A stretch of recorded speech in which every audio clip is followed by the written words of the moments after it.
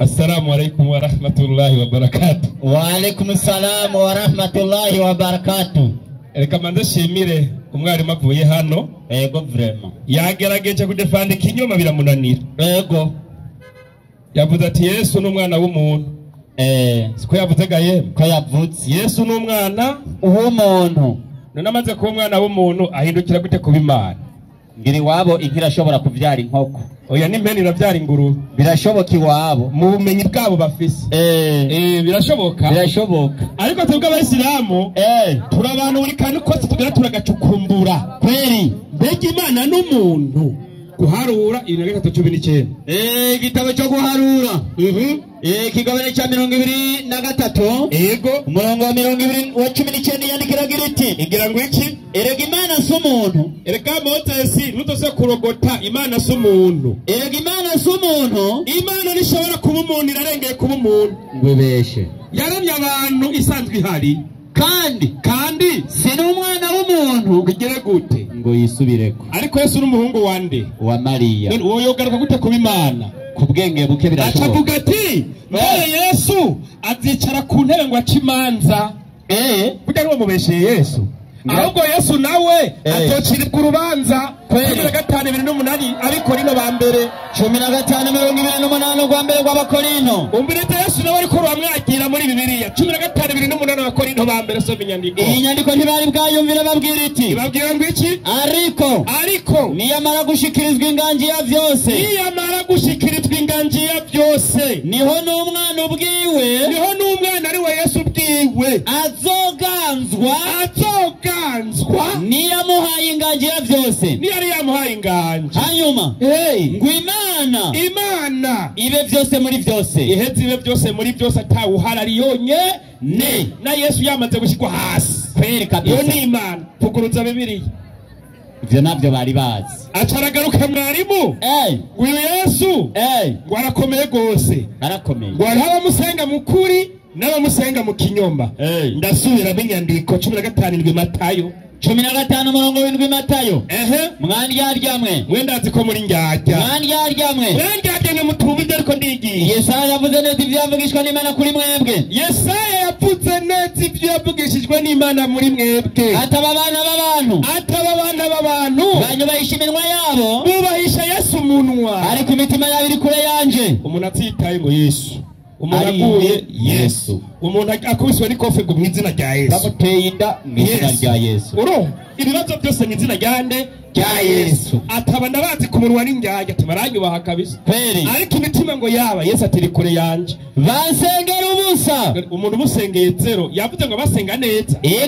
Nyerekana Yesu yaciye avuga ngo n'abasenga neza nabo yamaze guheza ko basenga Yesu bose bamusengera ngahe ubusa. Amusengera ubusa kweli, kandi Yesu yavuga ukuri kabisa. Rero cyagera muri Yesaya, none nubona no muri Yesaya ko yabivuze acaje 2:13. Yesaya 2:13 hagira hati umwami Imana aravuga.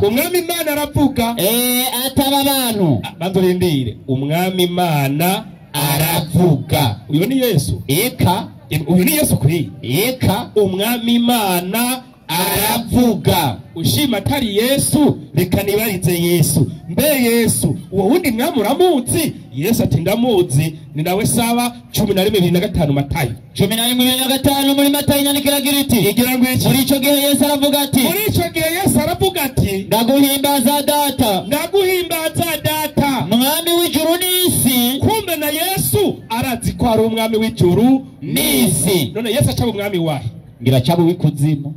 Hariho si mwisi, ni kwisi. None abo wahe? No mu kirere. Yesu arabizi ndaguhimbaza data mwami w'ijuru n'isi. Abakirisu nabo ngo Yesu ni wewe mwami. Mwe mutagwiriye amazuru byarabacanze. Ingorane no kuri Imana kweli. Yesu ndaguhimbaza data mwami w'ijuru n'isi. Acaja muri Yesaya ngo hari umwami w'ijuru n'isi. Reka tumwumve uwo mwami rero. Hagira hati umwami Imana niwe mwami Imana aravuga ataba abantu bahora baza hafi yanjye bazanye akanwa bazanye akanwa kabo akanwa kabo gusa Ego. bakanyubahisha iminwa yabo n'abanyene ariko imitima yabo bakayishira kure yanje. kandi acava ngo byari byavuzwe muri Yesaya nibyo no kunyubaha kwabo kukaba ari icagezwe cigishijwe n'abantu. icyo muri cagezwe cigishijwe n'abantu mukaza kumwita Yesu umwami yahimbaza umwami w'ijuru n'isi. nuko rero ngira ngo igikorwa cy'igitangaza muri aba bantu. ati Imana rego mbikora igikorwa cy'igitangaza muri abo bantu rero. mbere ni igikorwa gitangaje. ni igikorwa gitangaje cyakumiza ubwenge bw'abanyabwenge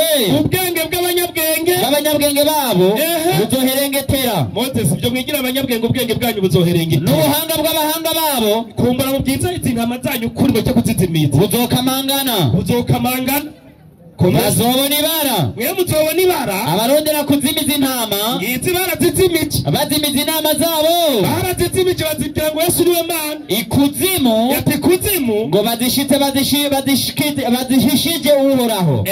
ibikorwa byabo byanyu bikaba mu mwiza kibereye mu mwiza mwirwa murashira abantu mu mwiza kubajana ku muco. bakavuga bati mbega ninde tubona ngo mbega ninde tubona. genda 16 bwarimo 16 hagira hati ewe bupfu buri hano. ubwo n'ubupfu ntuzosha kuvuga ngo Yesu ni Imana. mbega urumva ubwo bupfu. mewe bupfu buri hano. ewe bupfu buraho. mbega umubumvyi mumuhwanya n'ibumba. ubu muntu Imana yabumbiye mu nda ya Mariya uri kuramugereranya n'Imana yamushizeyo. umubumvyi mumuhwanya n'ibumba. bantu ndindira aho gatoya mwari musubira hariya muri Luka 1:39.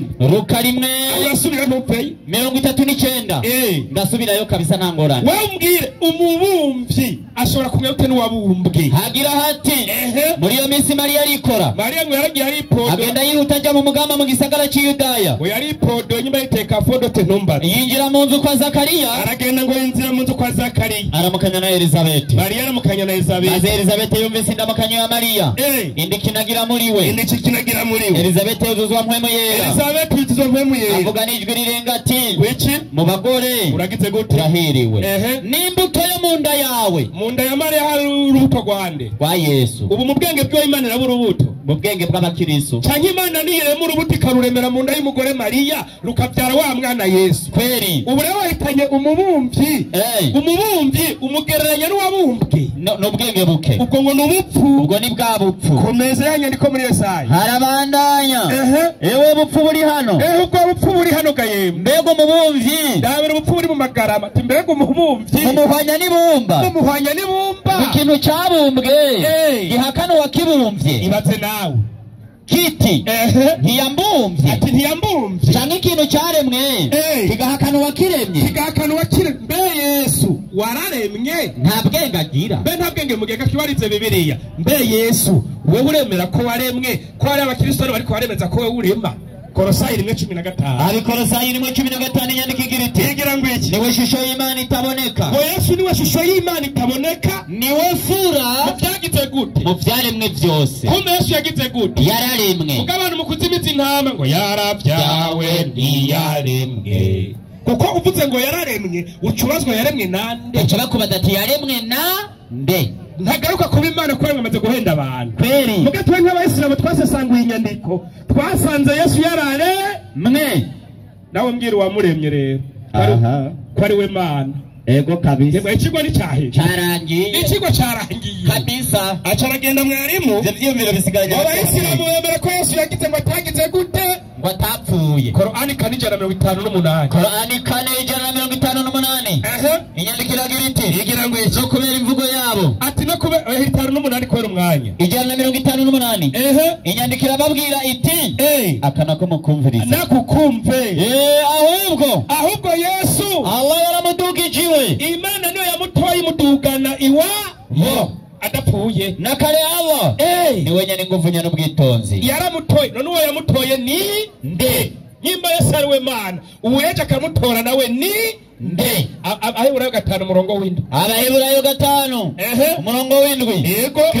Kristo mu minsi yabaye mu mubiri, mu minsi yabaye ngaha ku isi, amaze kwinginga no gusenga cyane, yashoboye kumukiza urupfu, atakamba cyane arira. Yararize aratakambira Imana ati Imana nkiza baragira banyica abo bakirisitu. Kandi amaze kumvirwa kubwo kuyubaha kwiwe, Imana imaze kumwumvira Yesu, naho yari umwana yigishwa kumvira Imana. Imana yamukijije urupfu mudugana hehe? Mwijuru. Niwamenya icyatumye muduga nakubwira nico yamubikiye. Kweli nico azogaruka gukora navyo ntuzoroherwa niyati kabisa. Ibyo bikeneye ndaguha. Kweli acaragenda mwarimu ndiyo aja mu byashuro Yohana 2:16. 2:16 yahereye muri Korani 5:2. Mu byashuro 1:17. Sawa?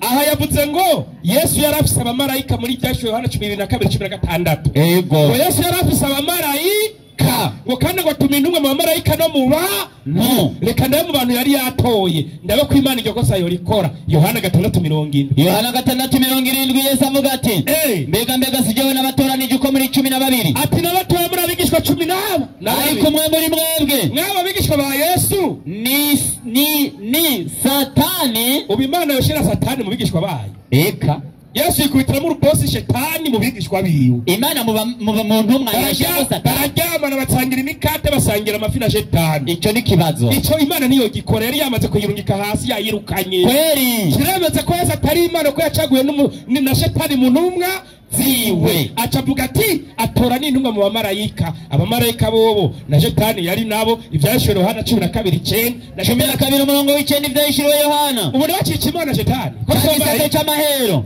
Kirakororwa nico yanzoka ya mbere yitwa murwanizi. Irindi ni Satani. Nico kizimiza bari mwisi bose. Neza cyane. Gikororerwa kwisi niki n'abamarayika baco. Ubu na Shetani ko gusaba abamarayika ni Imana. Genda umusenge nawe. Genda umusenge ndabivyaguha. Yego ko nabafise abamarayika. Aho nagiye kubwenge wakoresheje. We ko mbona Satani asaba abamarayika nese akabagira. Wumva bose baca bacica Imana zingahe? Bose baca babasenga. Baca basenga Satani na Yesu. Ni ngorane. Acavuga ngo Yesu so muri Korani ngo ni Alpha na Omega. Imana ngo Allah ngo niwe w'intango kandi w'iherezo. Acavuga ngo Yesu nawe ngo ni w'intango no w'iherezo. Asomye mu byashuro Yohana yasomye Korani 52 acija mu byashuro Yohana 1:17. 1:17 niho yasomye. Kweli ndamubonye nikubita imbere y'inyundo ziwe nk'upfuye, maze ashikira ukuboko kw'iburyo ati ntutinye jewe ndi uwa mbere kandi ndi uw'iherezo. Aya majambo yo mu byashiriwe Yohana yaraya Yesu canke yaraya Imana. Aho nyene 1:8. Rimwe umurongo 8 akangira ntiyari yabwakumbe rero karasoma jewe ndi Alpha na Omega niko umwami Imana agize. Rimwe hagira hati uguhishura kwa Yesu Kristo uko yahawe n'Imana. Kumbe Yesu yaguhawe n'iki? N'Imana. Imana ikimubwira ati jadi Alpha na Omega. Na discours direct na indirect navyonze navyo bazi gutandukanya. Ubu bice bihindukirira kwa Yesu. Yesu yabwiwe n'Imana ko Imana ari Alpha na Omega. Ariko arabibwira abandi ati jewe ndi Alpha na Omega. Discours direct no untayuzi. Ntayazi. Wigishe mu wa mbere. Ntayazi. Ibibazo kweri. Yesu nivyo yari yishuriwe n'Imana ati ndi Alpha na Omega. Ni naco gituma mwarimu Yesu byagenze gute? Luka 2:1. Luka 2:1 nyandika iti kandi iminsi 8 ishitse ngo akebwe. Iminsi 8 haciye baramusiramu bamwita nde? Bamwita Yesu. Abantu musenga Yesu Imana barayisiramura. Imana barayambura ibuto rigasiramurwa n'abo yaremye. Ndakeneye kumenya umuganga yasiramu y'Imana y'abakirisi. Oyasoma ijambo ry'umutwe. Inyandiko igira iti bakeba Yesu basiramura Yesu bamushikanira Imana. Iyo Mana bamushikaniye yitwa nde kandi ari we Mana? Ariko nako muko munasenga mukoresha ibyagezwe by'abantu. Ndangira umuganga yasiramu y'Imana y'abakirisi ndamugurira agafara. Oya nanye no mugurira kabisa birakomeye. Ubona warahamba. Imana isira umuntu asiramura Imana yamuremye. Ego kweri. Ingorane y'abakirisi mufise ni imwe. Niyo ni gute wofata Imana yakuremye ukayambura impuzu ukayambika kabindo ugakubita ku musaraba ngo ni Imana yawe. Ngo barayikubise. Ubwenge nyene buri kugiye ugasenga Imana yakubise. Imbaraga zo kuyikubita bazihawe nande? Mbengu wo kudisha igiti utabagwa nande nayo yakubise. Amushira n'ubwenge kugiye basi. mutahura n'ibintu ngene bimeze. Abandi nabo bavuze ngo barayiriye amaraso, abandi ngo bayirya inyama bakayinywa n'amaraso. Iyo Mana munwa amaraso mukayirya no muninyama zayo, ubu mwasenzaga kanka. Ubu rero basigaye basenga amagufa, ni ngorane n'ukuri. Abandi bakanarogota Mariya mwerandanye nawe w'Imana. Ngo n'ubushirasoni. Udusabire twebwe Imana ivyagwa n'abagore. Dusabire twebwe nabononyi koko. Ego utari umwononyi wabushinga inteko ko ari Imana yabyawe n'umugore. Ivyo niho kubaga kubivuga utari umwononyi. Iyo Mana yo yabyawe n'umugore, uwo mugore aba yapfuye. Uwo mugore ngira sumba Imana yabyawe. Nawe aba yaremwe nandi. Yesu ndamukunda cyane. Aravuga ati Matayo 6:9. Matayo 6:9 nyandika iti nuko musenge mutya. Ngo iki? Muti. Data wa twese wo mwijuru. Yesu yarazi ko dusangiye bosi twese ari we uhoraho yaturemye ati data wa twese uri mwijuru. Abantu bakurikira ibyagazwe by'abantu nawe Yesu urima na murindira umuriro bagihono. Salamu alaykum. Wa alaykum salam wa rahmatullahi wa barakatuh. Nukuri ivyo vyipfuzo ndibaza ubu ntimo bigarukana. Sawa? Moses yavuze ngo baguma biga aho fiziki uri kugira ntukurandika. Ngo baguma biga ngo bandika. Aho nufise ikaramu. Go mama ingo muhagarikiza ingo. Ngo kabisa kwa naho induru zatanguye ntata. Bona wari yatanguye induru yuko mutamusubije kandi ku rubuga. Hallelujah. Moses. Reka ndamuzane mwe nakomeze kubabwira yabahozemwe. Uyu rero aha imitima itanguye gusimba ngaha. Ago batware bose mu gipimo. Kaze ubigishe ndazi ko hari intumva ariko ukomeze kwigisha. Karibu.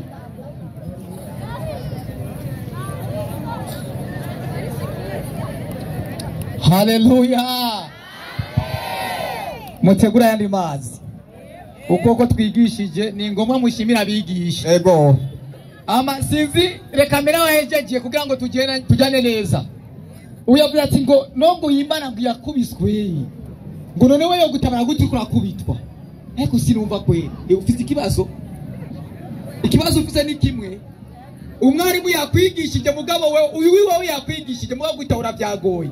Mugabo rose nibaza yuko nimba gukubitwa kwa Yesu kujya kubureka kuba Imana. Ndabira Qur'ani indwi ubusobanuzi. Ndabe ala bimeze gute? Qur'ani ndi ku murongo 54. Avuga gute? Mu busobanuro haravuga ngo wanasema siku moja wakati mmoja macho ya Mwenyezi Mungu yalikuwa yanauma. Umviriza ngo umunsi umwe amaso ya Allah yaragwaye. Na malaika walikwenda kumuona. Aba malaika bagenda gusura ara mu bitaro yarembye pi amaso yimbwa. Na kwamba Mwenyezi Mungu alitokwa na machozi kwa ajili ya mafuniko ya Nabii Nuhu. Basanga ariko ararira tekereza.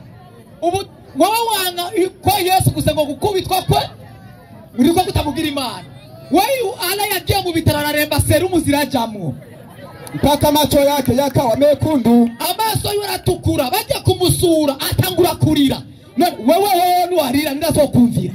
Aho rero. Ariko reka mbaza bakristo batwenga. Ubwo ngo Yesu yakubise ku bwande. Ku bwacu? Ego. Bayisilamu ara yarise ku bwande.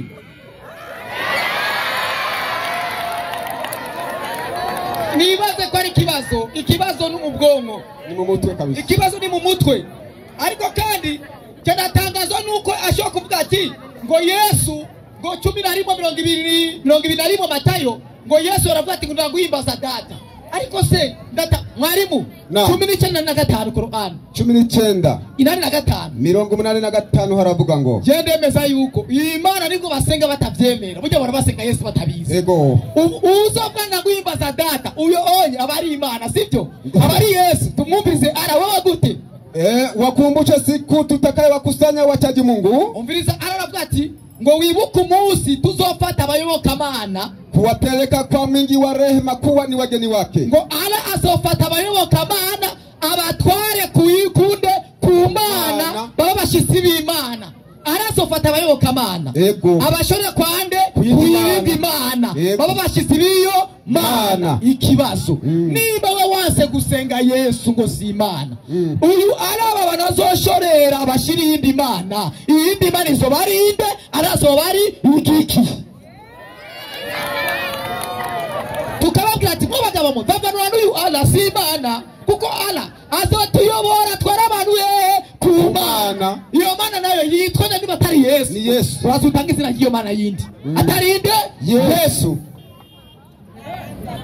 ariko ngatangara bene data uyu mugabo akazagambo nidusenge Yesu byukuri twe gusenga Yesu barajyo bajyaraguye Korani 10:94 Korani 10:94 haravuga ngo ni mirongo nayo muzi oya ni mirongo nayo muzi 10:94 ibitabo birazinguruwe yari ani 10:90 haravuga ngo avuga gute na tulikuwa wapitisha wana wa Israeli katika bahari turachisha abana Israeli tuwachisha mu gihugu gitukura na Firauni na majeshi yake wakawafuata kwa dhuluma na jeuri Farao n'ingabo zibo bakurikira abisirayeli ge bacha mu gihugu gitukura hata kulipomfikia Firauni kuzama alisema maze Farao ageze mu gihugu gitukura amaze kubigona amazi ngo acavuga gute naamini ya kwamba Farao ni Farao tanguye Farao ati ngo ndize byukuri hakuna abudiwaye kwa haki ila yule wale muamini wana wa Israeli ngo ndize byukuri na indi imana kwiye gusengwa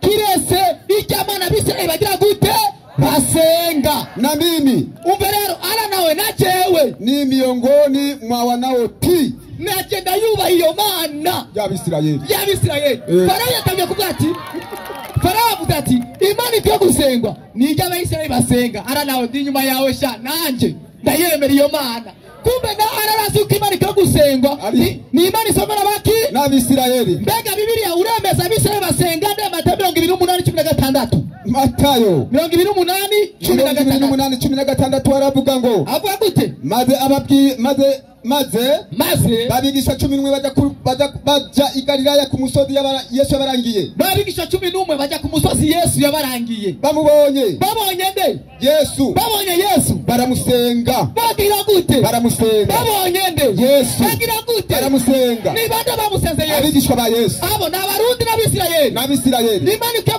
gusengwa n'abande n'Abisirayeli arayemeza ko imana ikwiye gusengwa n'abande n'Abisirayeli babona Yesu bagize gute baramusenze bagira gute baramusenga bagira gute baramusenga Yesu asengwe nasengwe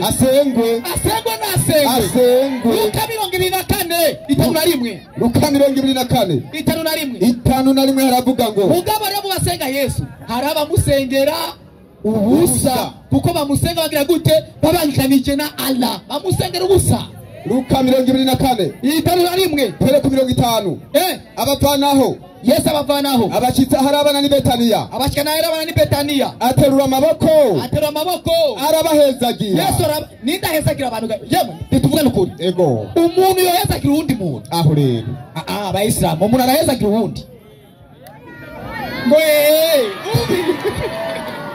none ara wabone bakora iki none nimba je no guhezagira arabariye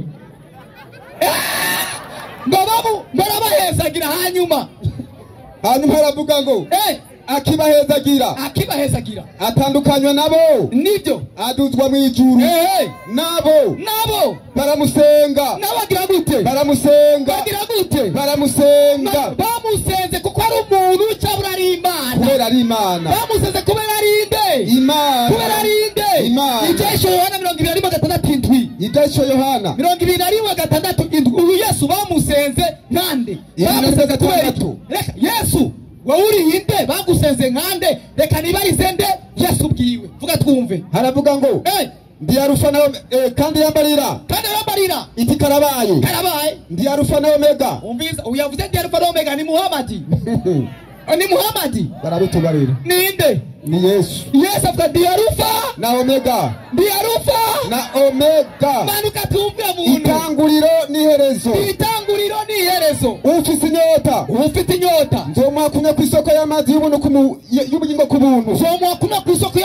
buntu atamahera unesha azoragwa ibyo uzonesha mu bantu azoragwa ibyo nanjye nzoba imana yiwe nanjye Yesu uzoba imana yiwe nanjye Yesu uzoba imana yiwe nanjye Yesu nzoba imana yiwe umwana wanje. Nindavuze uko Yes. Yesu avuze ati nzoba iki Imana yiwe. uratubwira ko nka Yesu yari yabeshe. Yesu avuze ati nanje nzoba Imana y'umuntu azogira gute azonesha. Kubw'icyo Yesu avuze ko ari iki ari Imana. ese iyo byavuga Mariko mwavati ngo Mariko yaborewe. Bivuze Paulo wewe musatsi ko Yesu yivuga ati jondinde Imana uzonesha azora bw'ibyo nanje zoba Imana yiwe azo mu mwana wanje. Uyu mugabo acaraza ati ngo yaye ngo wowe bivuze birumvikana kandi yari urubuto navyo waruzi suko yivugiye Luka 8:11 Luka 8:11 ngo umuntu yari urubuto n'urubuto naguze urwariko yemwe hari imbuto z'ibiharage hari imbuto z'ibigori z'amasaka ariko uyu Yesu urubuto nyabaki. Luka 8:11 11 haravuga ngo umugani n'uyu imbuto ni jambo ry'Imana. Imbuto niki Ijambo ry'Imana. imbuto niki Ijambo ry'Imana. Umvise Yesu rero mucharabu ni kalimatu Allah walluha kalima neno la nani La Allah. ni imbuto niki Ni jambo.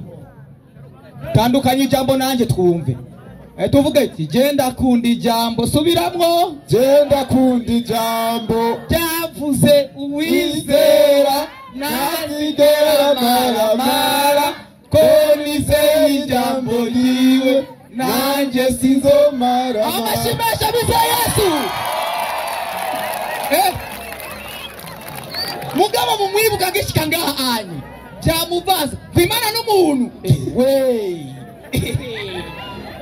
we yakiranye mu ishusho yayo none yo bari umuntu gute kuva 15:3 Kuva 15:3 kuva 15:3 nyoje gitambo yatanguriyeko Bwana Imana ni mtu wa vita. Subiramo. Bwana ni mtu wa vita. Ku Imana n'umuntu wiki w'intambara yagiye mu rugamba. Wewe ari namba Imana yari gukora ngaha ku isi kugira ngo je nkure mu bw'Isilamu mve kwa Satani. Imana iramanuka yihereza umubiri irazanga ku isi irapfira iracungura kwari urugamba rukomeye. Ego ubwo rugamba rwari rukomesha Imana n'umuntu igiye ntambara yo gucungura umuntu. Wumvise Bibiliya hariya anyi we ariko rekeremeranye kana Abisilamu twemeranye nabo ngenda bashikira nanye ngoma ndabashigikira ubashigikiye cyangwa ndabashigikira. Imana nipfa sibyo? Ego Imana irapfa. Oya Imana irapfa. Abayisilamu Yesu yarapfuye ntiyapfuye. Yesu yarapfuye ntiyapfuye. Ngo biri ngaha mu mutwe murumva ngo ku munwa yakuvuga ngo byo dushaka ariko mu mutwe turabyumva Yesu wariwe turabyumva murabyumva burya abagabo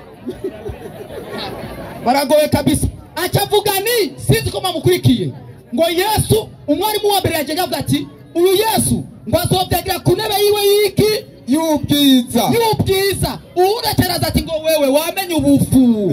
Yesu na ntebe y'ubwiza azojako nawe nazocigura urubanza cadamwitegereza 2:5 ari mu Matayo 25 avuga gute yakumenya 25 abari bataye Bujumbura umafata inzira yiwe Matayo 25 aravuga ngo avuga gute ariko umwana w'umuntu hazozira afite ubwiza bwiwe ari kumwe n'abandi biwe bose. Ariko igihe umwana w'umuntu azozira afite ubwiza bwiwe ari kumwe n'abamarayika biwe bose tekana ngaho uyu mwana w'umuntu avuga ngaho ni Muhammad ni Allah baratubarira twe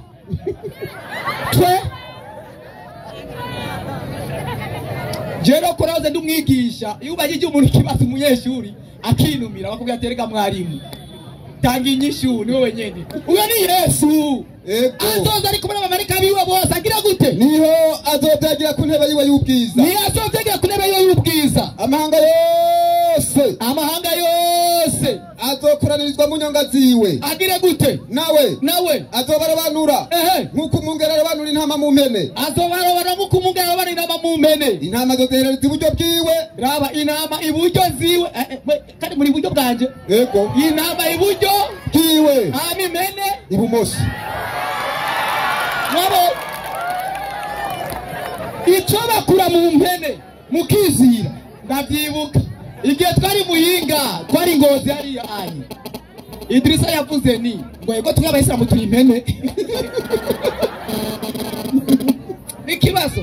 n'ikibazo n'ukuri ariko ikibazo ni kimwe gusa reka turangirize kuno murongo uyu aratubona arashima Imana 3:9 uyu aratubona arashima Imana akayikenguruka 3:29 39:29 haravuga ngo kubera ko arashima Imana tutakijako Mwenyezi Mungu umbiriza Mwenyezi Mungu anakupigieni mfano wa mtu mwenye mabwana washirika wanaogombana Imana inakupitira karero k'abantu babiri kwagwana na mtu mwingine aliyehusika na bwana mmoja tu nundi muntu afite umugabo umwe gusa mbega wako sawa katika hali zao abantu barangana mu mibereho yabo alhamdulillah ararashima Imana alhamdulillah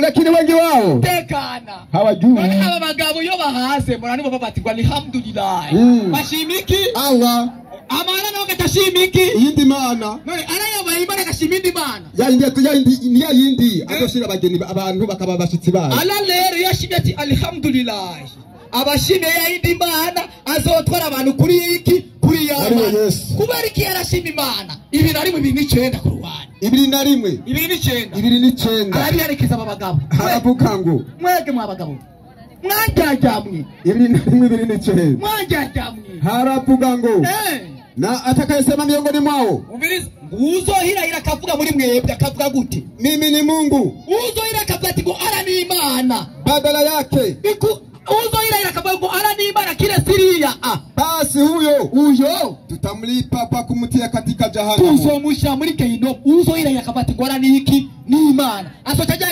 mumuriro abagabo bavuze ngo ara ninde ni Imana bakire kuja mumuriro bakire kuja mumuriro bagira kujahe mumuriro Imana dusenga ni nyabaki 2:1 kandi indwi uherengaho gusa Qur'an 2:1 oya Bibiliya jesho Yohana 2:1 indwi aravuga ati uzoyirahira akava ko je ndi Imana kire suriya uriya ni Yesu asoja mu muriro haravuga ngo unesha zora gwityo nanje ndoba Imana yiwe nanje Yesu nzoba Imana yiwe nzoba Imana yiwe ngo Yesu uri Imana Yesu uri Imana mumivuge gose uri Imana Yesu ni Imana Yesu ni Imana uri Imana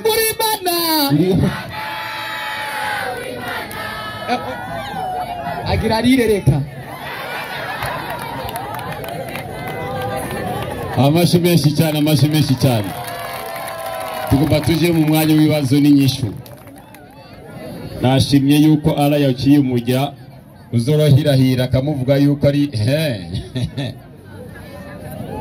okay microphone upande wa pili leta huko oya sibizari tugomba tuje mu mwanya mwiza w'ibibazo n'inyishu nibaza yuko ikigo ngaha cyarangiye asigaye yuko gusa tubaha ivyamwa navyo bakishe ko amatunda ni reka namuzane Moses ajabukanirije Abisirayeli mu mukomera amashi menshi cyane koma amashi menshi cyane haleluya Yesu mwamba si mwamba Yesu ni Imana si Imana yabyivugiye ntiyabyivugiye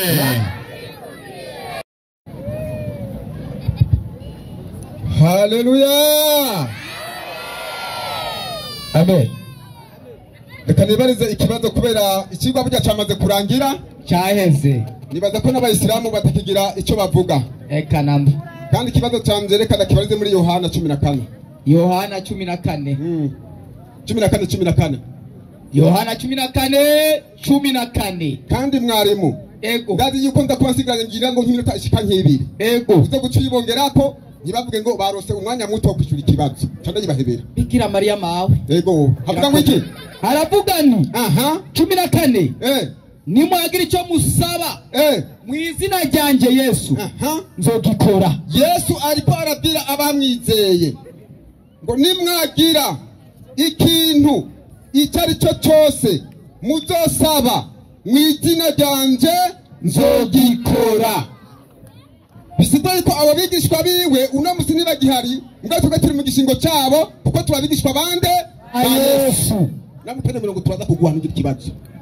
Kubw'ibyo rero Yesu ariko aravuga ati abwira abamwizeye nimwagira icyo musaba cyose mu izina ryanje nzogikora. Yesu azogikora nkande. Ego azogikora nkande. ikibazo kiratomoye. Reka rero nabazane mwenyekiti haguruka kugira ngo umuzane umwigisha azane inyishu mu minota ndwi. Idirisa ingo ngaha asha yego ibyo bazosaba Yesu icari cyo cyose azobikora nkande. Nam yanyongera iminota 2 muyinzuru 9 yego niwe yavyivugiye ni wanzuru mandemera niwe yavyivugiye 9. Assalamu alaykum wa rahmatullahi wa barakatuh. Wa alaykum salam wa rahmatullahi wa barakatuh. Budaje uyomba kike sishira pembeni ntera indani. Ego gomba kike ni ndani penalty. Yego nukuri itagira umunyeza. Jeni wayisama ndakwemera kabisa. Agiye muri Yohana 14:14 Gico cyose muzosaba mu izina ryanjye nzogira gute nzogikora. Si sawa ngo none ngo azobikora nkande. Reka wenyera kwihera inyishu si jewe Idirisa 5:30 so ni mutecheke Yohana 5:30 safi. Yesu agira ati ntacyo nshobora gukora nigeneye. Muvugurutse Yesu ati ntacyo nshobora gukora nigeneye abikora nkande. Yesu ati ntacyo nshobora gukora nigeneye. uko numvise uko yumvise niko ncurubanza. uko yumvise niko aca urubanza. abyumva kwande. Ibyakozwe n'intumwa 2:23 ibyakozwe n'intumwa 2:23 wumve naho abyumva kandi 2:2 kweri kabisa. Inyandikira babwira iti yemwe bagabo b'Abisirayeli, yemwe bagabo mu magarama, nimwumve y'amajambo, mutegere y'amajambo ku kibazo amajije. Yesu Umunyanazareti, ukuri yiwe Nazareti, umuntu yari umuntu ntiyari Imana, umuntu yari umuntu Imana yashimagirishije kuri mwebwe. n'umuntu gusa Imana yaje gushimagirisha kuri mwebwe ibitangaza n'utwumiza n'ibimenyetso ibyo Imana yamukoresheje, Imana yamukoresheje kuri mwebwe, yanabikora bitumwe n'iki? n'Imana. Reka nibarize Yesu, mbe Yesu nibyo cyane sibyo? 14:24 Yohana 14:24 Yohana hagira hati utankunda jewe Yesu, ndazi udakunda Yesu uragabana wewe, ntitondera amajambo yanje, ndazi ko amajambo utaza kuyitondera ko mwagiye kubyagezwe by'abantu, kandi jambo mumva iryo jambo wumvise rero hagiye asomye muri Yohana 14:14 sijanje jewe Yesu, Yesu tibyo sibyanje nibyande ariko nijya data ya urumva Yesu ntacashobora ndakubaza nde bosi. Reka ndamubaza uyu bosi ninde? 14:28 Yohana 14:28 Yesu arabandanya babwira ati narumvise ko nabibabwiye nti ndagiye ariko nzobagarukako. Yesu ati nzobagarukako iyo muba munkunda, bamunezerejwe nuko ngiye kwa data, kwa bosi kuko data ariwe anduta. uwo niwe twemera bosi wa Yesu. Sasa sindaheza Yesu sasa utubwira ngo iki kubona yuko barakunina hanze hano nka Moses. Luka 18:18 umukuru w'isinagoga aramubaza ati, haje umuntu nka Moses atangura kubaza Yesu, aramubaza ati mwigisha mwiza, nkora iki ngo nzenda kubugingo budashira? Yesu aramubaza ati unyitira iki mwiza? aho ga Moses nani isoni ngo Yesu ngo by'umusabye byose arabirongo, umwitira iki mwiza? uri mwiza mana yanjye uri mwiza barahibongoza kugira ngo bagiye mwico kumena itekamitwe reka nibarize Yesu unyitirike mwiza Yesu abakwita mwiza ubita igikomeza nta mwiza Yesu ati nta mwiza atari umwe niwe mana si jewe Yesu abatekamitwe nabo ngo uri mwiza nta soni mu bakubita ikinyoma bakubita inoti niko bimeze 17 Yohana Yesu agira ati ubu nibwo bugingo budashira kugira ngo muzoje mwijura umurongo w'ubugingo budashira Moses umviriza ibintu ko bamenya wewe Imana yonyene y'ukuri nuwo yatumye Yesu abemera ko Yesu ari umwana w'Imana nanje ndimo Imana Waislamu takbir Allahu akbar acarabashira Yesu ngwico muzosaba cyose mu izina rya Yesu azogira gute ngo azogikora reka nibarize Yesu hari abantu baje nka Moses na Matayo 20:20 bazi ngo byose Yesu arabikora bari bameze nka Moses yarusi inyandiko iragira iti igira kwiki venti buno nyina wa bene Zebedayo kuriwe ari umupfasoni yarameze nk'uri yambaye ibitukura hajya agiye kwa Yesu ari kumwe n'abahungu biwe babiri bajya basamaye kandi fatira karorero wewe ari kumwe n'abahungu babiri Moses nande na Fideli aramubwira aramupfukamira amusaba ijambo aramubaza ati uragomba iki yaba Yesu aramubaza turagomba iki nawe ati bivuge aba bahungu banje babiri baze bicara umwe iburyo bwa wundi bumoso mu bwami bwawe Yesu arishura ati Moses nanje mwishuye ntimuzi icyo musaba wovuga ngo utagusaba Yesu byose araguha ntuzi icyo usaba ntimuzi icyo musaba nawe ntuzi icyo usaba bati mwoshobora kunywera ku gikombe jewe ngira nywereko ndazi Moses akunda kunywa nta kandi amazi yayajanye nabo bati turashobora nukuri wayatwaye ko arababwira ati igikombe cyanje koko muzokinwerako ati igikombe muzokinwerako ariko gutanga ivyicaro nimba mutumva ariko gutanga ivyicaro iburyo bwanje jewe Yesu nibumoso si ivyanje urumva bamusabye basabye iby'agashobo kumbe Yesu ntatanga byose kibazo ni gusa nawe nyine nazi ko yasabye amazi nkayamuha nanjye gutanga ndatanga Yesu yarasabye yabuze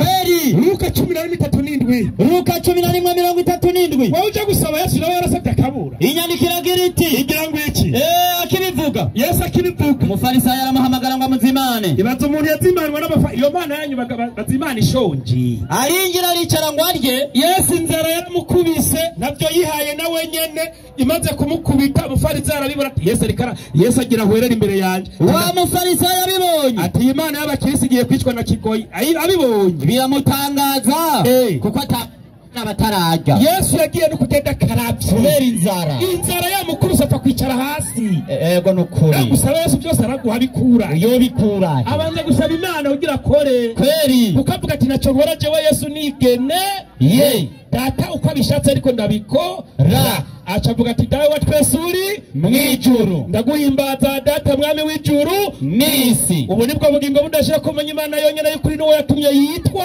Yesu Kristo ako niko gakiza mufise mutaje mu busiramu mu muriro udahera motoni Assalamu alaikum wa rahmatullahi wa barakatuh. Wa alaikum assalam wa rahmatullahi wa barakatuh. Jose nibaza ko Moses ico kibazo yakibajije nyine yabanje kwiyumvira. Basi ndaguha umwanya ubanze wiyumvira ikintu. Ego. Jendeme nanje minota 2 ndayitanga. Iyumvira ikintu. Abakristo haleluya. Arega Moses wakeneye kumenya uyo data. Moses ndikuyigabanye bangu yacane ngeri ibiri Zena ibahanya batayikoresheje bayikwima nonande muca muyinyima imbere kuyindi nukubisira mubwigisha karabari kweri ni mundabira umwanya haleluya amen kubwibyo ndashimye ikibazo namubajije burya ntiyabonye yuko harimwo umutego kubera iki Yesu avuga ngo nimwagira icyo musaba mu izina ryanje apana mu izina ry'indi mana nihagira icyo musaba mu izina ryanje nzogikora kubw'ibyo usabye ikintu icyo ari cyo cyose ngaha ku isi utagisabye mu izina rya Yesu ntigikoreka aho turagukura inkoni hehe ku gishizi. Kubera iki? Naho Yesu uriko uramuhakana watugenda muri Matayo 5:30 ariwo murongo wari wihenzeko ngo Yesu ntacyo ashoboye gukora yigeneye ngo ariko ngo uko yumvise urubanza niko agirane aruca. Yego ni ukuri reka n'umukuto wakiri manza azokumviriza ibyo mwavuze n'icyo mwakuze n'ikibazo kiri hehe uko yumvise ariko urubanza niyo muri ko munabwo ngeze bakiri urubanza none wowe bari gitira ku muhaza ntakoze ibi n'ibi kuko nari mvuze kwera none bari kujyaye ngo manda gukira urubanza n'ikibazo kiri hehe uko yumvise ariko aguca aho ni wabihese ntabesha kubyo yagize neza cyane rero ndabara muri Dasho Yohana 22:12 Ibyesho Yohana 22:12 icyo yakoze ni giki aravuga agasubira aha ndaza vuba. Yesu avuga ati rero ndaza vuba nzanye ingero kugira ngo ngerere umuntu wese bikoranye n'ibyo yakoze. nzanye ingero kugira ngo ngerere umuntu wese ibikwiranye n'ibyo yakoze. aha ndi Alfa na Omega. Yesu avuga ati ndi Alfa na Omega, uwa mbere n'uwa nyuma. uwa mbere n'uwa nyuma. Haleluya. Amen.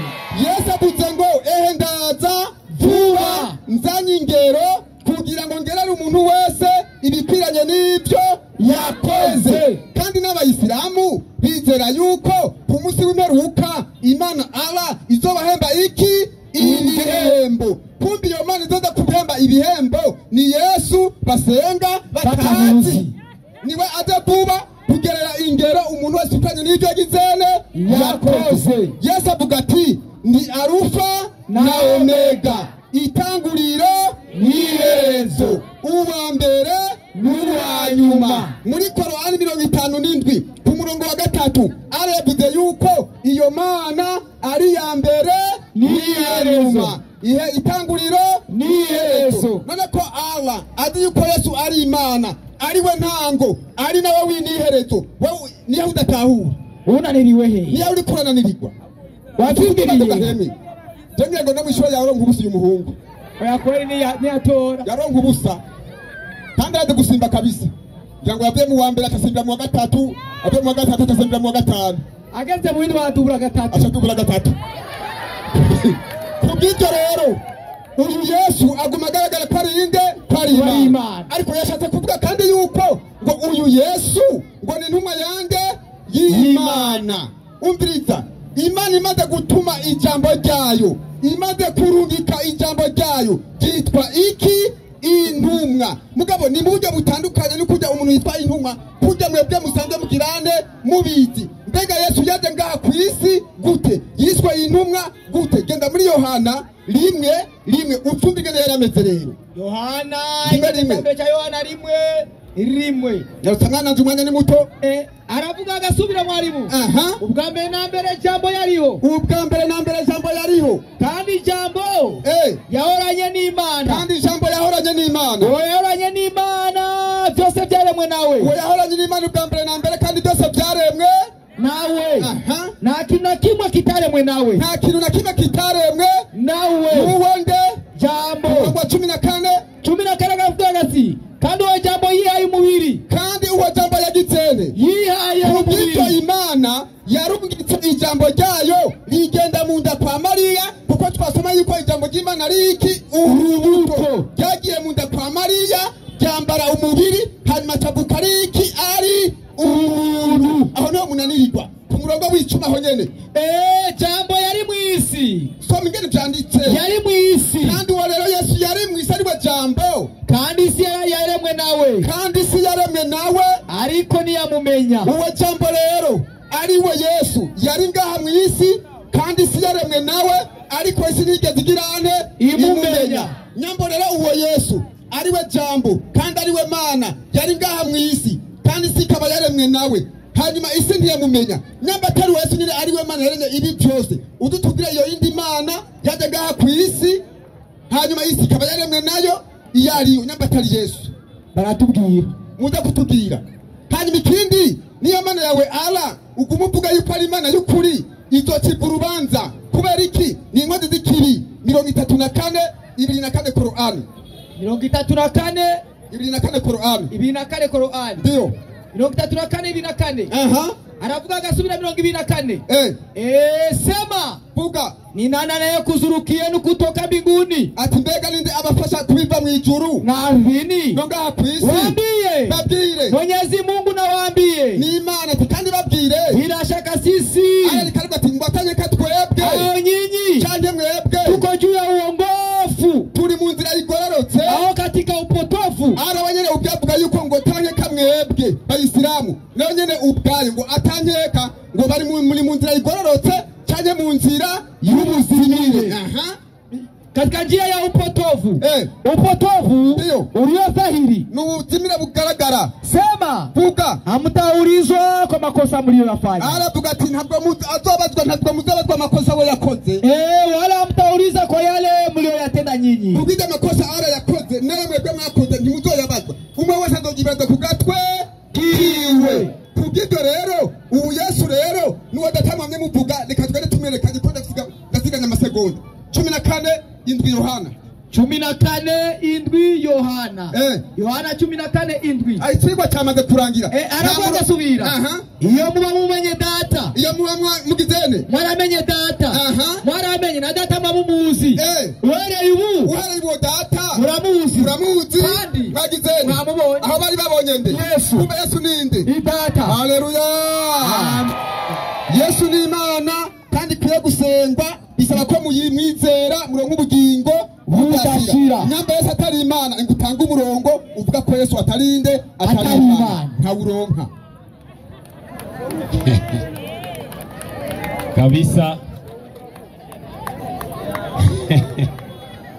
aratage kugira ubwoba oya ntugire ubwoba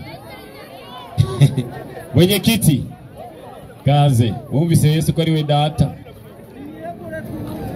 na wundi karibu muzana umwigisha abazi kibazo. Naam, salamu alaykum wa rahmatullahi wa barakatuh. Waislamu takbir. Allahu akbar. Kutiga abo baheze bakwishura. Urahawe ikaze iminota 3. Naam. Sabe abakristo umutekano ikibazo cyange bugenda kibaza ndabasaba abakristo umutekano n'abapastori munega amatwi. Imbere ko bazi kibazo hari ikintu twama tuvuga duti abapastori mutaretse ikinyoma cyanyu mukazofiramo icyo kinyoma wallahi muzoja mu muriro. Kweli. Aravuze duti ikintu cyose uzosa mu Israel Yesu kiragira iki kirakoreka. Ino munsi Tanganyika igiye kumara abanyagatumba. Kweli. Kandi abakiristo buzuye kandi bamaboroga mu izina rya Yesu. Kwanya kagurida sura mu kigo Tanganyika mu kibanza cyayi. Uraza amashengero ari mu gatumba. Uraza iziko zihomoka hari. Uraza amashengero ari mu gatumba. Uraza abakiswe ko barahunga. Urusizi rwa bamama. Uraza amasengero ya ariko arahomoka mu gatumba. Bahonye. Si abakiristo banyu. Bahonye. Ikinyoma cy'abapasiteri mwakibonye. Nico. Muragowe. Ngo mu izina rya Yesu byose birakoreka. Mwarimu. Ino munsi igitoro cyabuze. Kandi bamavuga mu izina rya Yesu. Baravuga mu izina Yesu igitoro kize. Erega ejo barabuze icyo bashira muri group. Barakibuze. Kumbe niteka mitwe. Muragowe muzoza mu gikoni. Kweli. Ikibazo cyange kiraje rero. Ndiyo. Ikibazo cyange kiraje mu cyumviriza abapastori. Kweli. Matayo 3:6 tumvize ikibazo cyange baze kunyishura. Matayo 3:16 inyandikira babwira iti. Yesu amaze kubatizwa. Yesu amaze kubatizwa. Acava mu mazi. Yaciye ava mu mazi. Mazi ijuru riruguruka. Ijuru ryaciye ryuguruka. Abona mpwemu w'Imana amanuka asa n'inuma amugwako. Ndiyo. Buno rero ijwi riva mu ijuru riti. Ijwi rica riva mu ijuru riti. Uyu niwe mwana wanje nkunda kampimba. Akabazo karaje rero. Akabazo kanje karagitiki karasobanutse. Mumbirize nje ndiyo ndacyubaka mu kigo dufite ino munsi. Kweli. Kandi kigwa cyo twagitoya abesilamu kabisa kugira ngo turokore imitima y'abakiristo. Kweli. Ejo nibaje bapfe bisange bagiye mu muriro kabisa. Ijambo ry'Imana rivuga ruti kunda mugenzi nkuko wikunda. Tuja turabwa duti abapastori barakunze kubesha abakiristo ati byose mu izina rya Yesu biragira iki birakoreka. Cyanda bakarorero ino munsi Bujumbura Tanganyika irikiraho nyabanyagatu irikiri murabara amashengero ino munsi ntabwo ko barayinjiramwo amazo abakiristo ino munsi yahe kandi baguma baboroga mu izina ryande rya Yesu wanyaka yotanganyika yosubira mu kibanza cyayo bitera yiyongera iduga yebwe samura abateka mitwe eka n'akayisanze twari twakabuze muri agaturo twakabuze muri guru kumbe mu izina rya Yesu si byose bigira iki niyo mpamvu Yesu mu gusenga no gusebwa data wa twese uri mu ijuru ariko bagacasa mu izina ryande rya Yesu kumbe bari kubiri nande na Yesu kubera bakubwira ibyagezwe n'aba murago safi ikibazo kiraje gatatu cumi na gatandatu Matayo gatatu cumi na gatandatu inyandiko igira iti Yesu amaze kubatizwa Yesu ahejeje kubatizwa acava mu mazi yaciye ava mu mazi maze ijuru riruguruka abona mpwemu w'Imana amanuka ndiyo amugwako asa n'inuma kweli kabisa uno rero ijwi riva mu ijuru riti ijwi rica riva mu ijuru riti uyu n'uyu niwe mwana wanje nkunda akampimbara akabazo karaje rero tumvise ijwi ryavuye mu ijuru ridoma ko kuri Yesu duti uyu niwe mwana wanje nkunda akampimbara ikibazo kiraje iri jwi ryari nde n'uyu mwana yitwa nde salamu alaykum wa alaykum salam wa rahmatullahi wa barakatuh wa alaykum salam wa rahmatullahi wa barakatuh none media hunze ugira iki kibazo kiragoye munyekiti nguriya niko wicurikira eme ingo shuri kibazo munyekiti ubu uyu mwigisha wawe yibagiye yuko muri Saudi Arabia ubu hari Dubai hari isiginya ry'amazi imidugu iri kwiragenda ariko arakora iki hariya mu Barabu ingamiya zahonye imiduga yahonye amazu yahonye i Saudi Arabia hariya amakuru afise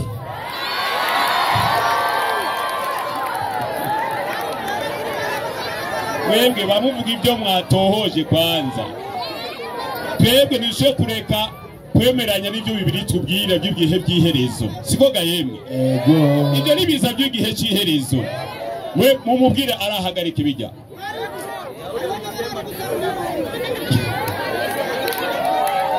uko ono gukubita warize ohayarize basi reka namuzana umwigisha kugira ngo amufashe Abubakari urahawe ikaze iminota ndwi ni wawe uze kumwishura umufashe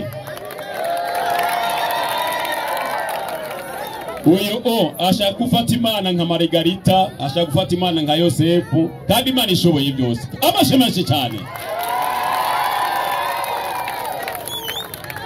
mwarimu tutangure Luka 8:14 24 haravuga hagasubira baraza bati mwigisha 24 haravuga baraza baramukangura baraza abigishwa ba Yesu bakangura Yesu mwigisha turapfuye abati mwigisha turapfuye abigisha babwira umwami Yesu ati ngo turapfuye arikangura asubizinguza no gusurinya kw'amazi birahora byose birahora abagahwekere nta n'umwe yavuze niba ari Imana kuki atosibiza umuyaga n'uruzi biceceke muri Bibiliya toneti Yesu yaragaze imbere y'ikiyaga arakisibiza kuko yarinde Imana umuyaga uragura gute uramwumvira kuko yarinde Imana arangije ibyo Yesu avuga ati mugabo mu gihe cy'iherezo amazi azaduga amazi azabomagurika rero ni ibiro mu gihe cy'iherezo biriko biraba nananiwe kubisibira ariko araretse kugira ngo ibyo yavuze bigira gute bishike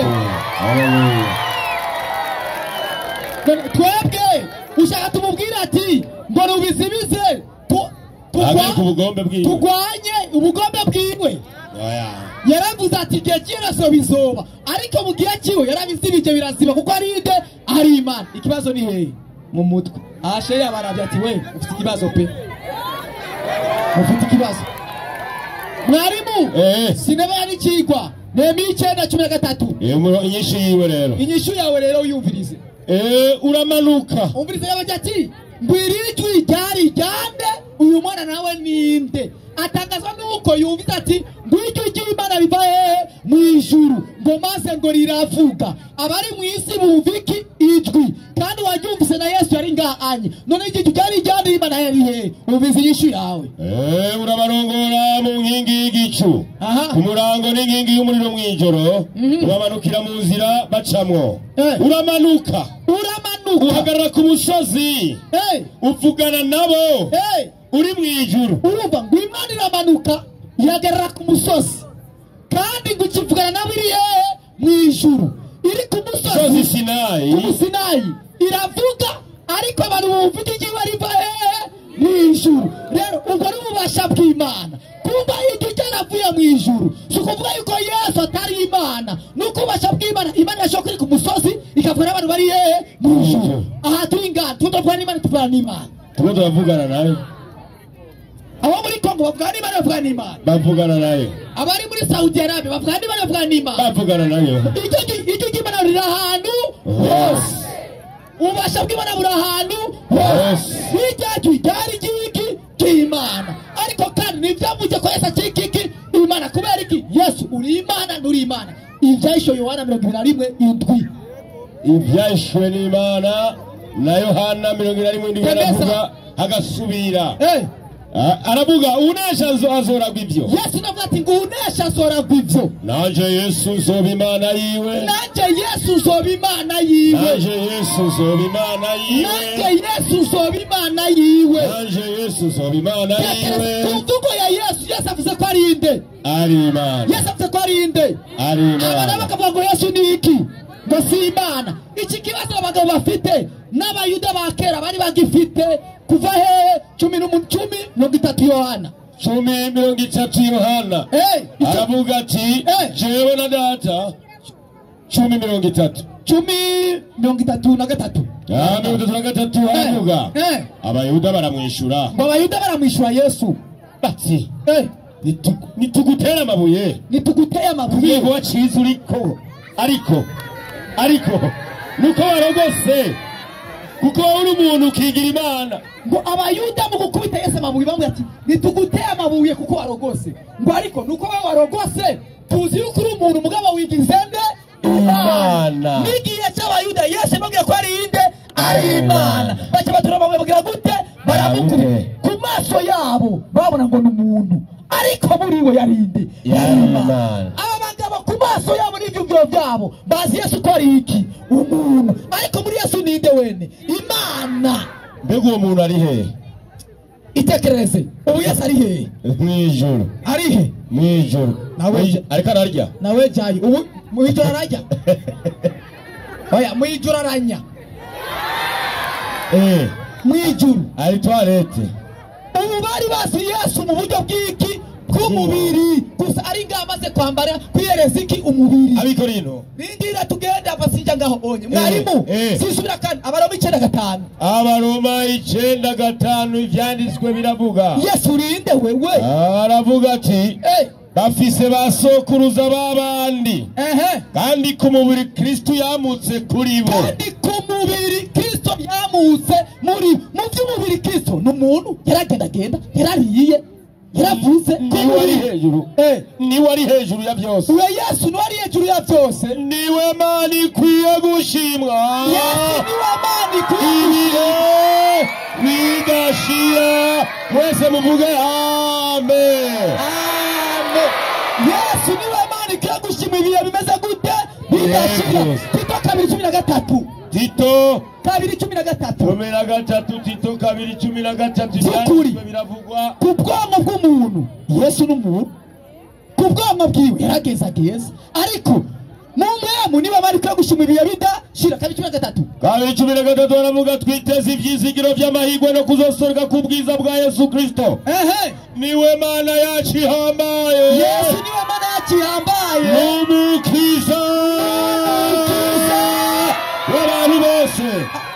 Niba ari ibyizigiro twifuza ngakwisi na undi muntu twifuza kirasi ibyizigiro byande bya Yesu Kristo. Niwe Mana yacu umukiza agira gute ahambaye Yohana 20:28 Yohana 20:28 byanditswe biravuga Tangura 27 turatangura 27 haravuga Yesu ni Imana gute ati maze abwira Toma ati zana hano urutoki rwawe urabe ibiganza byanje n'urushi urabe n'urushi ushire mu rubavu rwanje naco mutizera naco muba batizera ariko muba bizera Toma aramwishyura ati mwami wanje ati Yesu mwami wanje kandi Mana yanje Toma yakidana na Yesu Yesu ko arinde ari Imana yiwe Yesu ko arinde ari Imana yiwe Imana irasenga Yesu yagize gute arasenga Matayo 28 arasengwa Matayo ndega zinaisha basenga Yesu bamubonye baramupfukamira baramusenga Yesu asimwe cyane amen. Assalamu alaikum wa rahmatullahi wa barakatuh. Salamu alaikum. Nukuri kuvyifuzo nukuri kw'Imana ndabibemereye muri puza. Ego.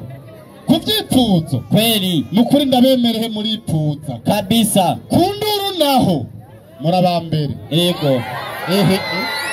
Hari umwisiramu ubona yuko arabivuga ibyo.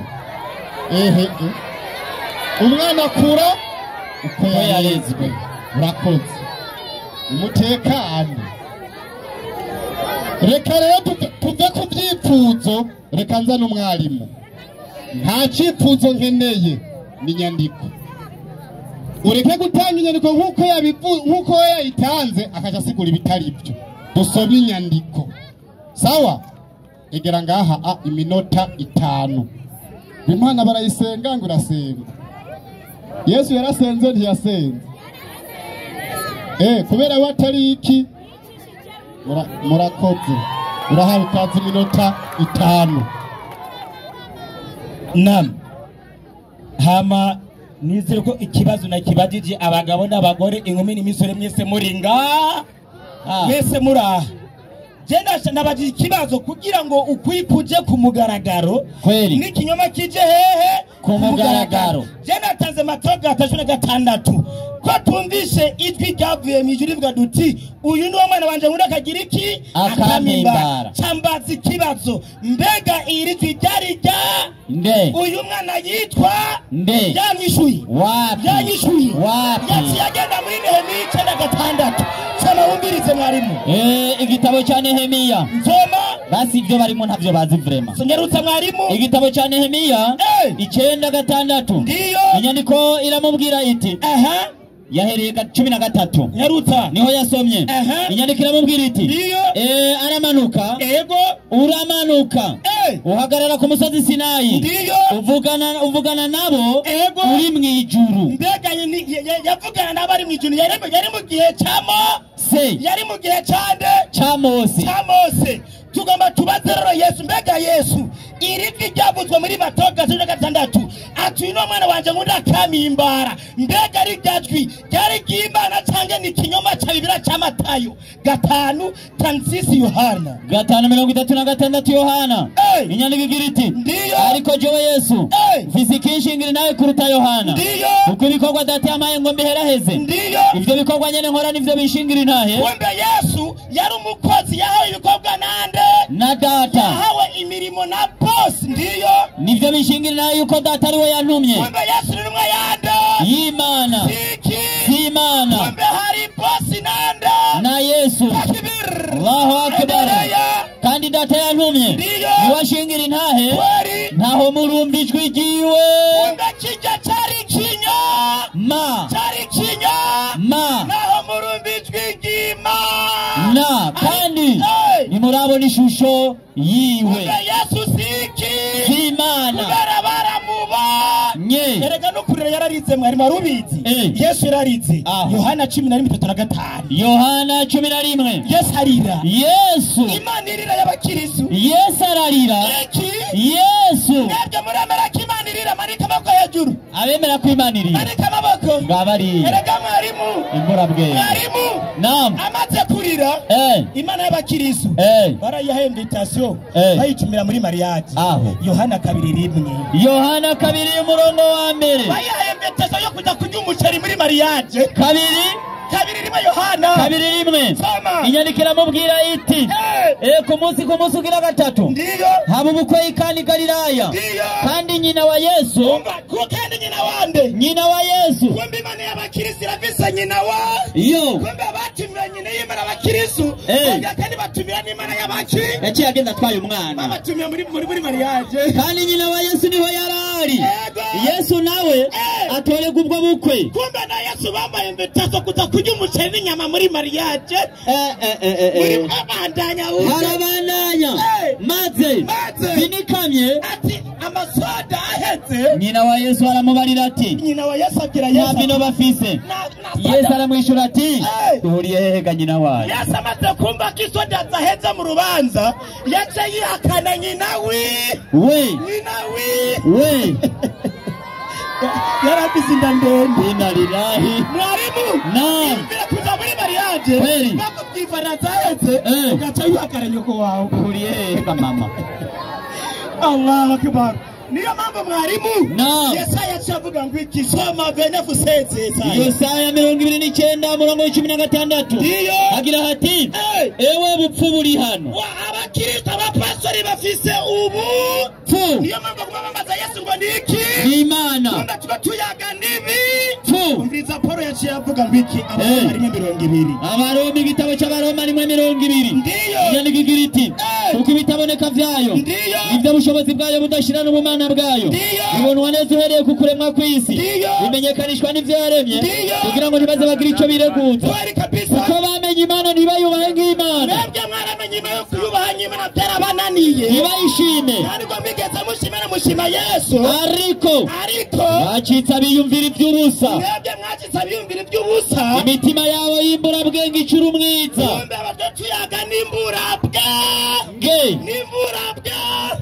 nisengeye endelea biyise abanyabwenge bacika ibipfu kumbe tuguma tuyaga n'ibipfu nisengeye bagusengima endelea icyubahiro cy'Imana idapfa baragikaba ngo basenga ibishushanyo bisa n'umuntu apfa ndiyo nicyo cyatumye Imana ibaheba ngo bakora ibiteye isoni kumbe Imana yarabahe Imana yarabakwiye akamaboko bino mubabesera muve mubu mube bazima takbir Allahu akbar wa Islam takbir Allahu akbar mmoja